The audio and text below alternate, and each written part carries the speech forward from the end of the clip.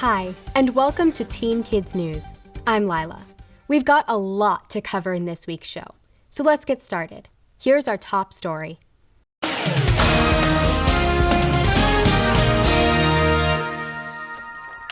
We're going to meet a teen who's not letting a devastating injury prevent him from climbing to success. Braden Butler loved motocross, and he was good at it, very good. When he was just 8 years old, he rode his off-road motorcycle into second place in Alabama's Motocross Championship Series. But shortly after, disaster struck. During practice, his bike malfunctioned. While in midair, Braden was tossed over the handlebars and landed on his head, hard. Rushed to the hospital, it was discovered that Braden had seriously injured his brain, and that affected control of his body. Life quickly changed for the young athlete. But it didn't keep him from finding new mountains to conquer, literally. He's now a competitive paraclimber and ranks third in the world. Wow, that's quite an achievement. What exactly happened that day when you were thrown from your bike? So I was just practicing before a local race. I just needed to finish this race, just get across the finish line, and I would seal that second place position in the state of Alabama for the motocross championship. But things didn't go my way in practice, and my gears eventually locked up in midair when I was practicing a 60-foot double in practice. This caused my wheels to stop spinning and to go over my bars and land directly on my head, causing a traumatic brain injury and a hemorrhagic stroke. I was then taken from the track and airlifted all the way to Children's of Alabama, where I was treated for a month. That must have been absolutely frightening. What did the doctors tell you? When I was in the hospital, the doctors actually told me I would never be able to walk again, and that we were going to need a wheelchair ramp to get into my house, and I was going to have a lot of limitations in the rest of my life. However, they were wrong. So how wrong were the doctors? These doctors were very wrong. I actually ended up walking out of the hospital unassisted. I handed my mom the cane and walked directly out of that final door to get out of the hospital. It must have felt great to literally walk out of the hospital. But the injury was still a serious setback. The injury definitely put a big obstacle in the way for me to be a competitive athlete, but also just a human living a day-to-day life. I had to relearn how to talk, walk, and even brush my teeth all over again in the hospital. But thanks to amazing physical therapists and occupational therapists, I was able to limit how great these obstacles were. However, now I'm left with a thing called left neglect. So the left side of my body no longer communicates with my brain. I understand that makes it difficult for you to control your left leg and arm. But you also faced another difficulty, bullying. I definitely ran into some trouble with bullying when I came back to school. I came back to school in 4th grade, and it started just when I came back. I stopped being that really cool kid who raced motocross and left school early every weekend to the kid who limped when he walked and his left arm raised up like a chicken wing. So I was left out and excluded so much. I wasn't allowed to even play football on the playground just because I was disabled and all these different things. But it really got bad when I got to 6th and 7th grade in middle school because things really changed. Kids start to get mean, and they start to realize that I was different than them, and it got so bad to the point where I had to leave and go to a different school in 8th and 9th grade. As if you didn't already have enough to deal with. There are probably a lot of kids like you who experience the ugliness of bullying. What's your advice? If you're going through bullying, a great piece of advice I have for you is that you're not the only one. There's so many other people who are also experiencing the same thing, or maybe even worse. So really go seek help and talk to other people who can benefit you and give you some advice on how to handle it the proper way. Well said. Let's get back to paraclimbing. What is it exactly? Paraclimbing is a branch of competitive rock climbing. Paraclimbing is where many different climbers of all different disabilities, who, whether it's an injury or whether they were born with it, compete in about 10 different categories. Categories for blind people all the way up to categories for people who don't have the use of their legs, and they actually only climb up an entire wall by canvassing or just using their hands. It's crazy. Speaking of crazy, you've not only qualified for the national paraclimbing team, you're its youngest member. What is it like competing against athletes more than 10 years older than you? Yeah, so I am the youngest member on the U.S. paraclimbing team. I'm also the youngest person in my category internationally. The closest person my age is 12 years older than me. It's so crazy to compete against these older guys who have so much more experience and are so much stronger. But I'm definitely able to keep my own. That's truly impressive. And you have your sights set on the Paralympics in 2028. How's that going? I'm super stoked and really hoping that paraclimbing gets pushed through the 2028 Paralympics, and I've already started my preparations. Hopefully I'll be going to college somewhere out west so I can train as hard as possible to prepare for these 2028 Paralympics. We'll be rooting for you. Best of luck. Awesome. Thank you guys so much. After his accident, Braden feared his injury would be an obstacle to his love of sports. But he says he's learned to take the setback in stride. In fact, he wants to use his story to inspire others. He does a lot of motivational speeches. Braden's also raised thousands of dollars for the hospital that he credits with saving his life, Children's Hospital of Alabama. For Teen Kids News, I'm Benjamin. Coming up, what is flat, rectangular, has neat rows of indents, and is delicious? I'll have the answer when Teen Kids News continues. This season, we've been airing a series of reports called A Bit of Belgium. But as you're about to see, maybe we should call today's episode A Bite of Belgium.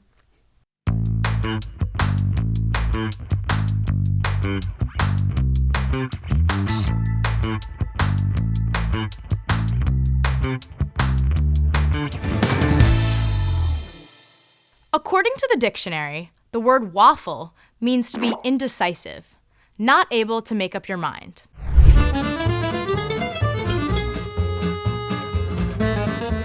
But when it comes to the food called waffle, eating one is an easy decision to make.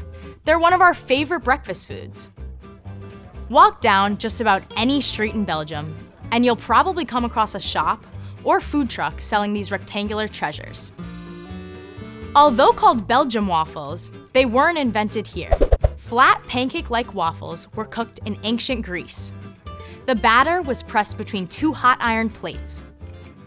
In the 15th century, the Dutch added the iconic indents. But it's the Belgians who were credited with making waffles into the fave food it is today.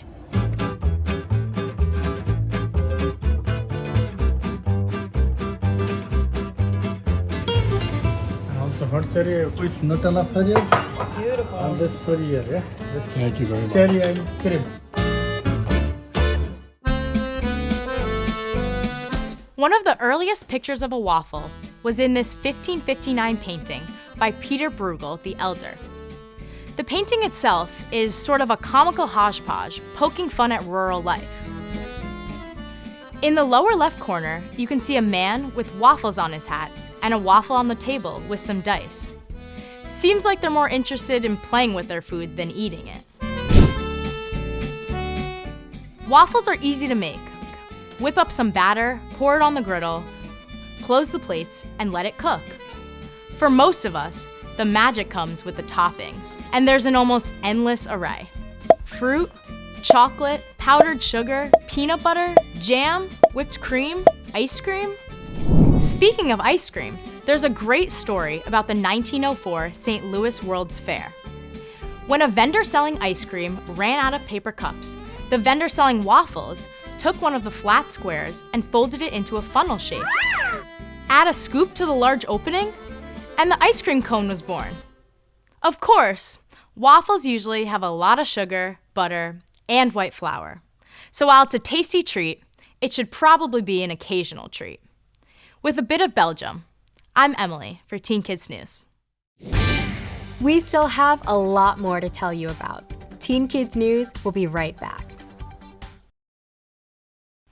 Nicole takes us on a tour of a fascinating museum that celebrates more than 100 years of flight. From up high, this looks like a very crowded airport, but it's actually a century of aviation history frozen in time. This is the Puma Air and Space Museum. Located in the Tucson, Arizona desert, it's home to some of the most important and unusual machines to ever fly in the sky. This is quite an impressive display. One of the most popular exhibits is the Blackbird. It's the world's fastest jet. The Blackbird was designed to outrun missiles trying to shoot it down. That's because the US used Blackbirds to spy on other countries. It was a secret program, so they were flying high and fast long before anyone acknowledged that the program existed. But in the late 70s, I believe 1978, one of the Blackbirds flew from Los Angeles to New York City in 1 hour, 4 minutes and 6 seconds. Wow, I wish all flights to New York to Los Angeles were that fast. Yeah, no, exactly. So, but the in-flight services aren't that great. So what was its top speed? Generally, it was a little bit over Mach 3. Mach 1 is the speed of sound. So Mach 3 means flying at 3 times the speed of sound. So we're getting into 2100, 2200 miles per hour. Wow. Next on the list was one of the world's smallest planes, the Bumblebee. With so many aircraft in the hangar, I was afraid I would miss finding it. But I needn't have worried. So I'm guessing this is the Bumblebee. What tipped you off? I don't know. Its official name is the Star Bumblebee. That's because it was built by a pilot named Bob Starr. I would have trouble fitting in there. How did he fit in there? Bob was a really sort of slightly built guy, right? So he sort of squirmed himself in. The little plane only carried 2.5 gallons of gas, so the flight of the Bumblebee was very, very short. I'm just surprised it made it off the ground. Yeah, well, one of the reasons he kind of in with Bumblebee is, there's the old myth that, if bumblebees knew anything about physics, they wouldn't be able to fly, right? So that's kind of where he took the theme from. Up there is a concept that really needed to be aware of the physics of flying. That looks like a one-man flying machine. It is. It's a one-man hoppycopter. It's meant to drop soldiers into battle with their own personal helicopter. Interesting idea, but terrible application. All it did was break legs, and it was abandoned really quickly. Oh no, so it didn't work? Didn't work. If the hangar seemed crammed with craft, outside looked like a ginormous airplane parking lot. So we're here in front of one of my personal favorites in the collection, and probably, in my opinion, one of the most genuinely historic aircraft we have here. It's a Boeing NB-52A. This is the first series of the Stratofortress strategic nuclear bomber. This plane was built in 1954. At that time, America was on constant alert in case of nuclear attack by the Soviet Union. If that had happened, the B-52 would have been sent to bomb the Soviets. Fortunately, there was never a World War III. So instead, the Stratofortress played an important role in the early days of America's space program. It would carry a rocket plane up to the edge of Earth's atmosphere and then release it. This was one of the ways pilots practiced to become astronauts. Neil Armstrong, the first man to walk on the moon, did mission drops off of this airplane. So it's a really specific airplane. This specific airplane is a really, really fantastic piece of history right here. For Teen Kids News, I'm Nicole. Safe driving takes a clear head, a steady hand, and good reactions. Unfortunately, you don't have any of those if you're driving impaired. To drive that message home, here's a video from the National Road Safety Foundation.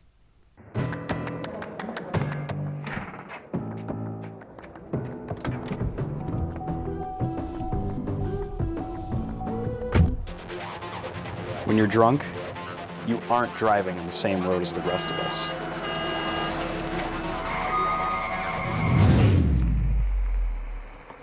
Hey, can you pick me up? I don't think I can drive myself home. If you decide to drink, get a ride. Don't drive. The NRSF produces lots of terrific safety videos each year. To get more info, like, follow, and subscribe to the National Road Safety Foundation. Which U.S. state would like to be your Valentine? We'll get to the heart of the matter in this week's Flag Facts. Ever take a close look at your state flag? You should, because you might be surprised at how much you can learn from it.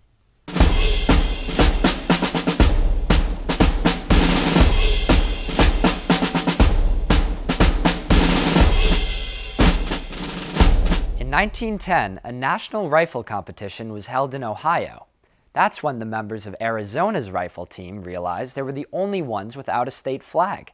But then, Arizona wasn't a state yet. That would take another 2 years. In 1912, Arizona became our 48th state, the last in the continental U.S. to join the country. And finally, Arizona got its flag. Arizona is one of my favorite flags. Actually, the last 5 states added to the Union used very simplistic, distinctive designs, and Arizona is one of those. It's known as the Copper Star flag because copper mining was so popular in Arizona.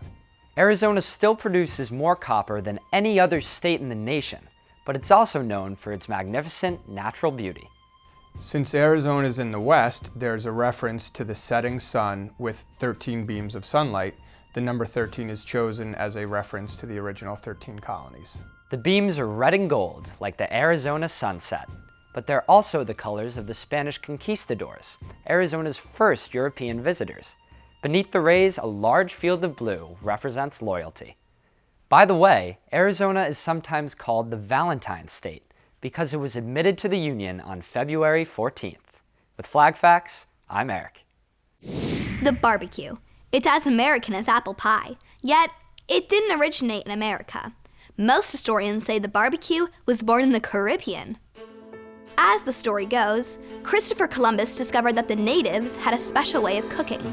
Rather than roasting the meat over a fire, the meat was cooked by indirect heat, using green wood. That's wood that was recently cut down. Since it's still filled with moisture, green wood doesn't easily catch fire. So, the natives put the meat on a layer of green wood, and then put hot coals underneath the wood. The heat and smoke cooked the meat, adding a unique flavor in the process. The natives called this barbacoa, which means sacred fire pit, and we call it barbecue, which means delicious. This cooking style eventually made its way to the American colonies. Over the years, barbecue has evolved based on different regions of the country. In fact, there's actually a barbecue belt where you can find 4 different styles of barbecue: Carolina, Texas, Memphis, and Kansas City. By the way, what most people call barbecuing really isn't. Throwing a hamburger or a hot dog on a backyard grill is actually grilling. To be a true barbecue, the meat needs to be cooked with indirect heat, and for several hours. Or as the experts say, low and slow. That's what makes it so good. For Teen Kids News, I'm Alexandra.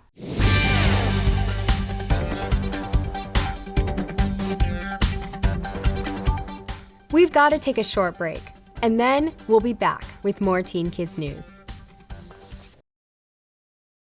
Art is inspired by many different things: beauty, fame, religion, to name a few. In this episode of our series, Art History 101, we'll meet a student whose artistic design was inspired by war.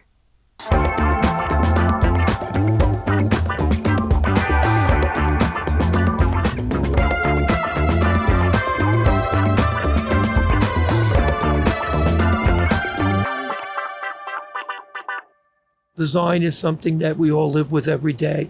Everything we do is design. Everything we wear is designed. Everything we look at is designed. It's really a statement of the culture at the moment. That's why students from New York's School of Visual Arts were given the opportunity to turn this Manhattan street into a design showcase. The assignment: choose a specific type of art and design a dress in that style. Their creations would then be put on temporary display along Madison Avenue.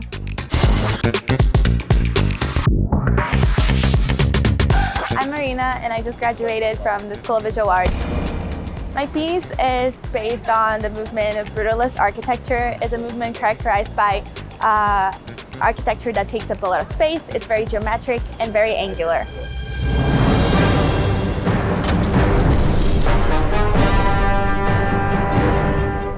World War II caused destruction on an unprecedented and vast scale. When the fighting finally ended, tens of thousands were left homeless. Bombed-out cities needed to be rebuilt, and rebuilt quickly. From the rubble of war, a new architectural style emerged: brutalism. Its bare, massive buildings almost looked like they were thrown up in a hurry. Materials used in construction were often left in their raw state. Rough, unfinished surfaces, unpainted, somber-toned concrete, and exposed steel were all hallmarks of brutalism. I'm really inspired by the shapes. I feel like they're very beautiful and monumental, and there's something really special about them. This dress is made out of a wooden frame with concrete over it. Yeah, you can't actually wear this one, no. The top is supposed to emulate the windows of buildings or geometric crevices that are very common in brutalist architecture.